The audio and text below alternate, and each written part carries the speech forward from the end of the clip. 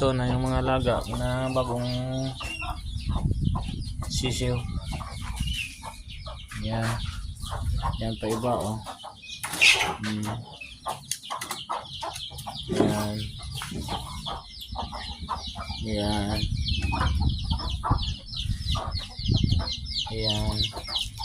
Pag lumaki yan, daming manok.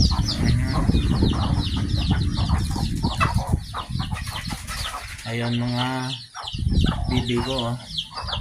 Diyan sila humiga, mga pato.